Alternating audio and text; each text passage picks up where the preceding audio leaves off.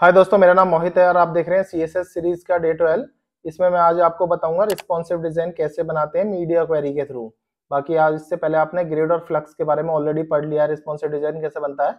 आज media query के through मैं रिस्पॉन्सिव डिजाइन बनाना सिखाऊंगा और इसमें रिस्पॉन्सिव यूनिट्स, ये जो कुछ 5 रिस्पॉन्सिव यूनिट्स हैं, इसको भी वन बाय वन समझाऊंगा ये कैसे कैसे काम करती हैं।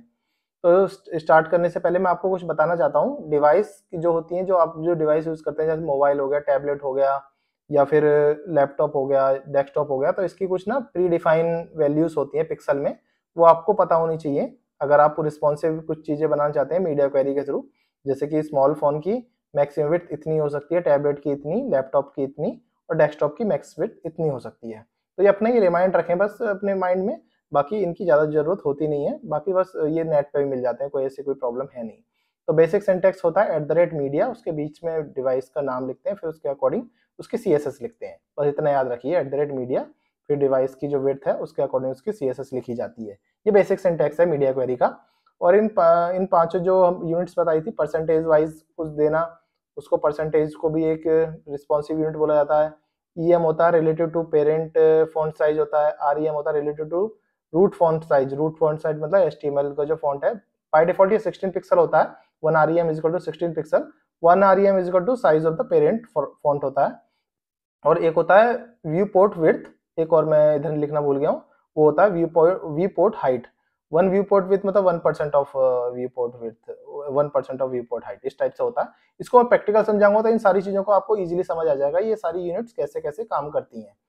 तो ऑलरेडी रिपोजिटरी ऑलरेडी क्रिएट है मेरी गिटहब पे CSS ट्यूटोरियल नोट्स से। आप पुराने लेक्चर के सारे डे के अकॉर्डिंग अपने अपने कोड को देख सकते हैं और अपने इजीली अकॉर्डिंग को डाउनलोड करके या फिर इजीली चेक करके आप अपने कोड को भी लर्न कर सकते हैं।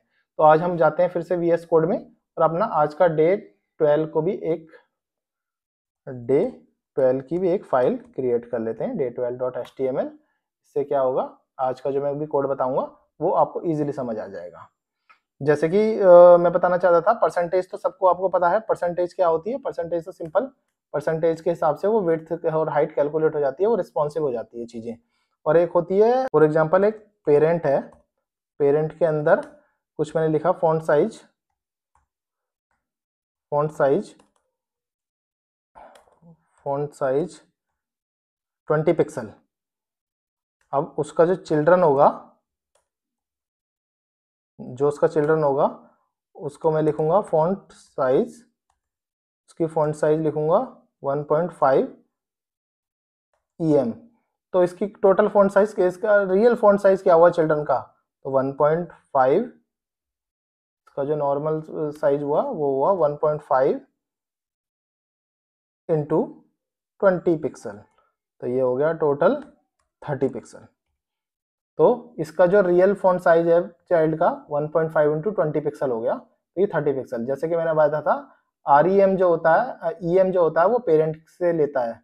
जैसे कि EM लिखा है मैंने related to parent font size, तो EM इस तरह से कैलकुलेट होता है। इसका रियल फॉन्ट साइज है, बात करें तो इसका रियल फॉन्ट साइज है 30 पिक्सल, 30 पिक्सल। तो ये आप जान गए EM के बारे में। EM के बारे में आप जान गए। EM क्या होता है, जो भी EM होते हैं वो उसके लिए EM के लिए हो गया। परसेंटेज तो आपको सबको पता ही है। और एक चीज और हम जान लेते हैं, हाँ ठीक है, बाकी जो REM है, REM के बारे में बताऊं तो 16 पिक्सल होता है। जैसे फॉर एग्जांपल पेरेंट है और एक ही चाइल्ड है, तो ये टोटल 20 इंटू, ये जो टोटल हो गया, ये हो गया 30 पिक्सल। पर पेरेंट के अकॉर्डिंग देखेंगे तो पेरेंट माना जाएगा, फर्स्ट प्रायोरिटी पेरेंट होगी। अगर पेरेंट नहीं है इस केस में तो ये होगा टोटल 1.5 इंटू 16 पिक्सल 24। अगर पेरेंट्स नहीं है तो 24, पेरेंट होगा तो पेरेंट के अकॉर्डिंग इसकी भी REM कैलकुलेट होगी। तो ये चीज़ याद रखें। और बाकी जो VW है या फिर VH है, इन दोनों का सेम है। इन दोनों का पेरेंट से कोई लेना देना, इनका सिंपल 1% के हिसाब से जैसा परसेंटेज होता है इनको ऐसे कैलकुलेट होता है। तो ये सब चीज़ें आपको प्रैक्टिकली मैंने बता दी, बाकी मैं एग्जाम्पल देता हूँ मीडिया क्वेरी का, उससे आपको पता चल जाएगी। तो सबसे पहले मैंने एक नॉर्मल HTML का फॉर्मेट ले लिया। इसमें मैं मीडिया क्वेरी का एक एग्जांपल भी दे देता हूं आपको, इससे मीडिया क्वेरी भी आपको इजीली समझ आ जाएगी। टाइटल में मीडिया क्वेरी लिखी और इसके अंदर बॉडी के अंदर मीडिया क्वेरी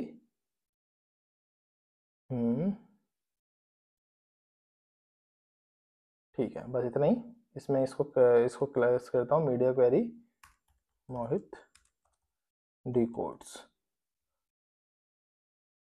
तो मैंने सिंपल एक h1 टैग रखा और एक सिंपल मैंने h1 टैग रखा, एक p टैग रखा। इसके अकॉर्डिंग मैंने यहाँ पे स्टाइल,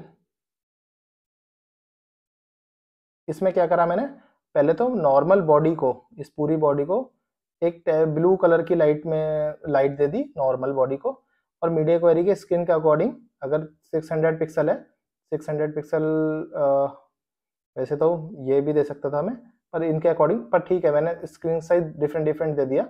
अगर 600 पिक्सल है तो ग्रीन लाइट हो जाए, अगर मैक्स विड्थ और छोटी कर दो 400 पिक्सल तक तो ये वाली कलर हो जाए। तो इसको हम इजी जान लेते हैं कि कैसे काम करेगा। राइट क्लिक करके हम ओपन विद लाइव सर्वर पे जाते हैं। अभी आपका इस तरह का कलर दिख रहा है, क्योंकि यही लाइट ब्लू कलर मैंने नॉर्मल रखा था, बॉडी का लाइट ब्लू कलर हो जाएगा। नॉर्मल लाइट ब्लू कलर है और मेरी ये दोनों चीज़ दिख रही हैं। अब मैं राइट क्लिक करके इंस्पेक्ट करता हूँ और इसको देखते रहे, आप ऊपर देखें तो अभी ये अगर 600 पिक्सल से नीचे जाता है तो लाइट ग्रीन हो जाएगा। अब देखते हैं और कम करते हैं, कर रहा हूँ अभी और कम कर रहा हूँ, देखो लाइट ग्रीन हो गया। जैसे 613 था, ये ऊपर ये वाली सीरीज देखिए 613 था, इसके अंदर और कम गए तो ये लाइट ग्रीन हो गया, क्योंकि 600 से मैक्स विड्थ इतना रखी हुई है।